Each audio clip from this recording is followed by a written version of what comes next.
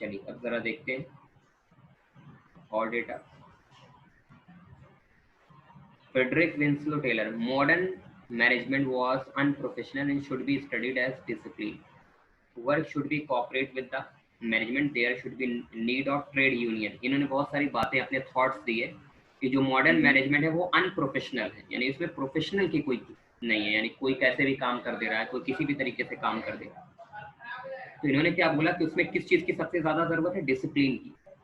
Second उन्होंने बताया कि वर्कर शुड कॉपरेट, वर्कर जब आप लाइव क्लास कर रहे हैं तो आपको रिकॉर्डिंग की इतनी जरूरत नहीं महसूस होनी चाहिए, ठीक है ना। सारी क्लासेस हम रिकॉर्ड नहीं करना चाहते हैं इसमें।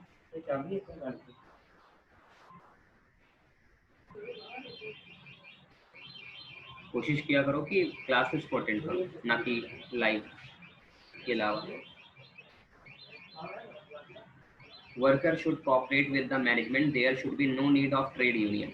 इनका कहना है कि वर्कर को जो है वो खुद से ही कोऑपरेट करना चाहिए मैनेजमेंट के साथ, कोई ट्रेड यूनियन की जरूरत नहीं है। ऐसा नहीं कि वर्कर की यूनियन बनाया जाए, क्योंकि वर्कर की यूनियन में अगर हम काम करेंगे तो फिर वर्कर अपनी मनमानी कभी भी जो है कभी भी बैठ जाएंगे कि नहीं हमारी मांगे पूरी करिए, वरना उसके बाद हम लोग काम नहीं करेंगे।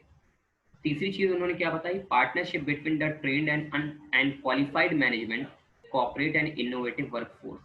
Manage partnership between the trained and qualified management, trained और क्वालिफाइड मैनेजमेंट के बीच में क्या होना चाहिए, एक अच्छी पार्टनरशिप, एक अच्छा तालमेल होना चाहिए, ताकि वो एक दूसरे को आसानी से कॉपरेट कर पाए। साइंटिफिक मैनेजमेंट, देखिए साइंटिफिक मैनेजमेंट की बात करें टेलर के हिसाब से तो साइंटिफिक प्रिंसिपल्स भी दिया है इन्होंने, और इन्होंने साइंटिफिक टेक्निक्स दी है। तो प्रिंसिपल ऑफ साइंटिफिक मैनेजमेंट को हम लोग बाद में पढ़ते हैं, पहले हम लोग हेनरी फ्यूल के प्रिंसिपल को पढ़ेंगे। तो आइए हम लोग पहले हेनरी फ्यूल के प्रिंसिपल को थोड़ा सा देखते हैं।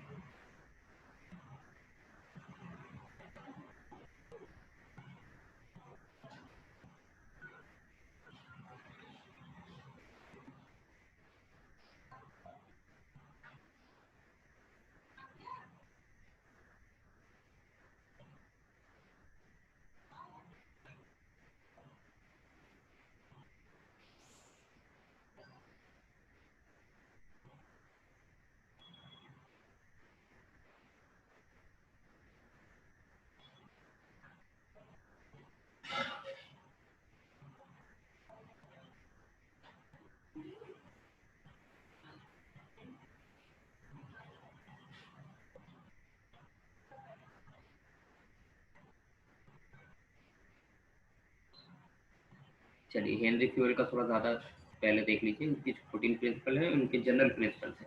इनको फादर ऑफ जनरल प्रिंसिपल कहा जाता है, और इनकी जो लाइफ टाइम है वो 1841 में ये बॉर्न हुए थे और 1925 में ये डेथ हुए थे। ये माइनिंग इंजीनियर भी रह चुके हैं और मैनेजमेंट थ्योरिस्ट भी रह चुके हैं। ये बहुत कम आपको सुनने को मिलेगा, माइनिंग इंजीनियर के नाम से ज़्यादा फेमस है। कहाँ पढ़े हुए हैं वो उतना इंपॉर्टेंट नहीं है, वो लाइन उतना ज़रूरी भी नहीं है आपको पढ़ना। इतना याद रखिएगा, ये जनरल मैनेजमेंट के फादर हैं और वो साइंटिफिक मैनेजमेंट के फादर हैं। चलिए अब आगे बढ़ते हैं। इन्होंने जो 14 प्रिंसिपल्स दिए हैं उनके नाम देख लेते हैं। Authority, responsibility, centralisation, decentralisation, discipline, division of work, equity, spirit of, fair remuneration, initiative, order, scalar chain, stability of tenure, subordination of individual interest to general interest, unity of command and unity of direction. Authority and responsibility. Authority means क्या होता है, authority means होता है a power to take the decisions. Decisions को लेने के power को हम लोग अथॉरिटी कहते हैं। सिंपल वर्ड में अगर हम बोलें तो power to take decision is known as authority. और रिस्पॉन्सिबिलिटी मीन्स होता है ऑब्लिगेशंस टुवर्ड द वर्क, काम के प्रति जिम्मेदार। ऑब्लिगेशंस टुवर्ड द वर्क, आपको भी काम सौंपा गया तो उसको लेकर के आप कितने ज़्यादा ऑब्लिग हैं, कितने ज़्यादा रिस्पॉन्सिबल हैं, कितने ज़्यादा आप जिम्मेदार हैं उस काम को पूरा करने में। तो authority and responsibility, authority means power to take decision and responsibility means obligations toward the work, काम के प्रति जिम्मेदार रहना। अब हेनरी फ्यूल ने क्या बोला है इन दोनों के बारे में। हेनरी फ्यूल का कहना है authority and responsibility should be balance, यानी अथॉरिटी और रिस्पॉन्सिबिलिटी दोनों बराबर होनी चाहिए। बराबर होने का मतलब क्या है, जिसको जितना आप पावर दे रहे हैं, जिसको जितनी जिम्मेदारी दे रहे हैं, उसको उतना पावर आपको देना है। अगर किसी के पास जिम्मेदारी ज़्यादा है तो उसके पास पावर भी ज़्यादा होना चाहिए। अब मान लीजिए किसी के पास जिम्मेदारी नहीं है और पावर आप उसको ज़्यादा दे रहे हैं, तो वो उस पावर का क्या कर सकता है, मिस यूज़ कर सकता है। इसलिए हेनरी फ्यूल ने ये नहीं बोला कि अथॉरिटी रिस्पॉन्सिबिलिटी में दोनों में कौन सुपीरियर होगा। उन्होंने बोला कि authority and responsibility should be balance. The person to whom more authority are given, he should have a more responsibility. And the person to whom less authority given, he should have less responsibility. जिसके पास ज़्यादा power है उसके पास जिम्मेदारी ज़्यादा होनी चाहिए, जिसके पास कम power है उसके पास जिम्मेदारी भी कम रहेगी। और इन्होंने किसी को सुपीरियर नहीं बोला, both should be balance, otherwise they miss use the power, नहीं तो वो पावर का मिस यूज कर डालेंगे। A management should have right to punish a subordinate for fulfill not obeying a, जैसे फॉर एग्जाम्पल के तौर पर समझ सकते हैं कि आपके स्कूल में जो टीचर होता है क्लास में, उसके पास इतना पावर होता है कि वो एक बच्चे को पनिशमेंट दे सकता है। अगर वो पावर उससे छीन लिया जाए तो बच्चे का डर उस टीचर के प्रति खत्म हो जाएगा, क्योंकि टीचर की जिम्मेदारी भी तो है अच्छा रिजल्ट भी लाना है, और पावर भी ना दे उसको तो वो बच्चों से काम नहीं करवा पाएगा। इसलिए टीचर को पावर भी दिया जाता है कि आप कैसे भी करके बच्चों को पढ़ा करके मार्क्स दिला लें।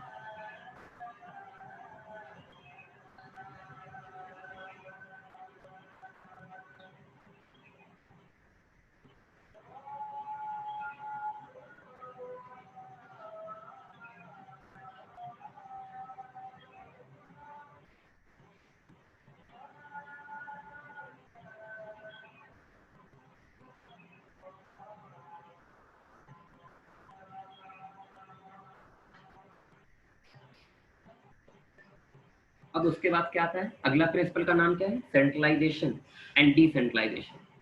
सेंट्रलाइजेशन का मतलब क्या होता है, सेंट्रलाइजेशन का मतलब होता है एक जगह पर रहना, और डिसेंट्रलाइजेशन का मतलब होता है कि ढेर सारी जगह पर उसको डिवाइड कर देना, डिस्ट्रीब्यूट कर देना। तो सेंट्रलाइजेशन मीन्स होता है when power are concentrated in few hand और वन हैंड। जब पावर किसी एक हाथ में रहे उसको सेंट्रलाइजेशन कहते हैं, और जब पावर बढ़ जाए तो उसको हम लोग क्या कहते हैं, डिसेंट्रलाइजेशन।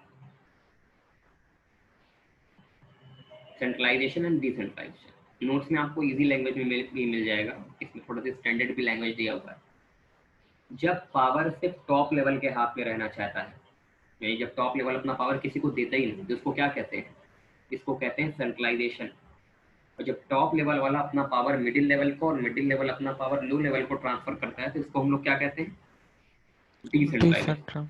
अब हेनरी फ्यूल ने क्या बोला है कि बिजनेस को सेंट्रलाइजेशन अपनाना चाहिए कि डिसेंट्रलाइजेशन, बताइए।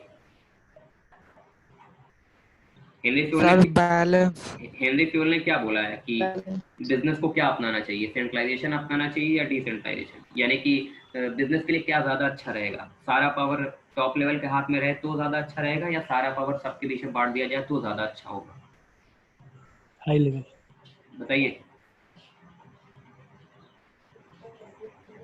क्या ज्यादा अच्छा होगा, सारा पावर खुद के हाथ में रख लें यानी टॉप। सर ना तो कम्प्लीटली सेंट्रलाइज होना चाहिए ना तो कम्प्लीटली डिसेंट्रलाइज होना चाहिए। हाँ, और उन्होंने एकदम बेसिक से बात बोली, बेसिक से बात बोली ये कि ना तो सेंट्रलाइजेशन बहुत अच्छा है ना तो डिसेंट्रलाइजेशन बहुत अच्छा है, और ना ही वो ये सजेस्ट करते हैं कि बिजनेस को कोई एक चुनना है।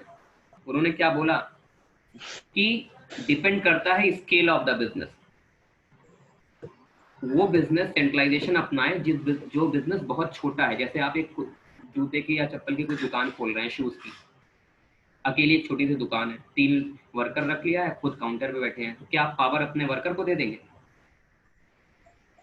तब पूरा पावर किसके हाथ में रहेगा, मालिक के हाथ में। तो इसको क्या कहेंगे, वहां पे सेंट्रलाइजेशन बेटर है ना, वहां बांट देंगे पावर, वहां पे सेंट्रलाइजेशन बेटर है। और डिसेंट्रलाइजेशन कहाँ पर बेटर है, जहां पर बहुत सारी ब्रांचेस हैं, जैसे जौनपुर में है आप वी-मार्ट है, वी-मार्ट एक तो है नहीं, मान लीजिए इसकी कम से कम 100 से ज्यादा ब्रांचेस हैं, हर जगह तो मालिक नहीं बैठ पा रहा है ना, लेकिन काम प्रॉपर से तरीके से हो रहा है कि नहीं, 1 रुपए का भी हिसाब किताब इधर से उधर हो पा रहा है, सोचिए मालिक के ना रहने के बाद भी 1 रुपए का भी हिसाब किताब इधर उधर नहीं हो पा रहा है। क्यों नहीं हो पा रहा है, क्योंकि मालिक ने वहां पर क्या यूज किया है, डिसेंट्रलाइज। डिसेंट्रलाइजेशन, उन्होंने अपने पावर को बांट दिया है, उन्होंने पावर को बांट दिया है और उसके लिए उन्होंने मैनेजर रखा है, हर जगह का एरिया मैनेजर है, ब्रांच मैनेजर है। तो भाई पावर कहाँ पर बांटना ज्यादा? हेनरी फ्यूल ने बोला कि business should adopt the centralisation which have small scale. वो बिजनेस को सेंट्रलाइजेशन अपनाना है जो छोटे पैमाने पे चलता है, और उस बिजनेस को डिसेंट्रलाइजेशन अपनाना है जो बड़े पैमाने पे चल रहा है। समझ में आया? अगर आपकी ऑर्गेनाइजेशन स्मॉल है तो आपके लिए क्या बेटर है? सेंट्रलाइजेशन। अगर आपकी ऑर्गेनाइजेशन लार्ज है तो आपके लिए क्या बेटर है? डिसेंट्रलाइजेशन। देखिए यही सब इसका कीवर्ड है, अभी केस स्टडी पढ़ेंगे ना, यही सब कीवर्ड है।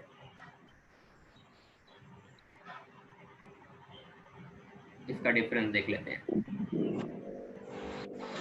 देखिए सेंट्रलाइजेशन में डिसीजन मेकिंग पावर किसके हाथ में रहता है?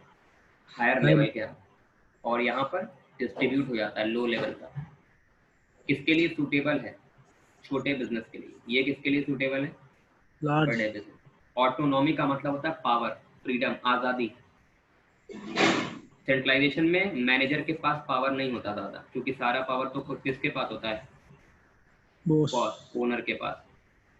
लेकिन डिसेंट्रलाइजेशन में पावर को हम बांट देते हैं, इसलिए वहाँ पर पावर बढ़ जाता है, इसलिए मैनेजर को आज़ादी मिल जाती है एक्शन कर लेने की। क्लियर है? मतलब इसका समझ में आ गया आपको? चलिए इतना ही आज के लिए काफ़ी रहेगा। मतलब अभी हम लोग ये अब कल हम लोग इसको फिर रिवाइज करके तब आगे कंटिन्यू करेंगे। और आप थोड़ा सा उसको क्वेश्चन को जरूर से लगाइए, 1-2 क्वेश्चन हम आज और देंगे आपको बोर्ड का, और हम उसके बाद पूरा आपको ढेर सारा क्वेश्चन ही देने वाले हैं। वो सारा आपको अपना लगाना है, घर पे बैठ के प्रैक्टिस करना है, क्योंकि उसको हम लोग बार बार बाद में धीरे धीरे सॉल्व करते रहेंगे ताकि हम लोग नेक्स्ट चैप्टर की तरफ मूव कर पाए। कल भी क्लास की टाइमिंग यही रहेगी, 3:30 बजे से चल रहा था वैसे अब नॉर्मली सारी चीज़ें चलेंगी। ठीक है, इतना आज के लिए काफ़ी रहेगा। जिनकी फीस नहीं जमा है वो फीस अभी भी जमा कर दीजिए। बहुत लोगों के भी नहीं जमा है, आप क्योंकि बीच में क्लास नहीं ले पाए तो हम इन्फॉर्म आपको नहीं कर पाए या बता नहीं पाए। अपनी फीस जमा करिए, जिनकी जमा है वो स्क्रीनशॉट ज़रूर भेज दिया करें। चलिए इतना आज के लिए काफ़ी रहेगा, इतना आप लोग करिए पहले। ठीक है, थैंक यू। Yes sir. मैंने बताया था।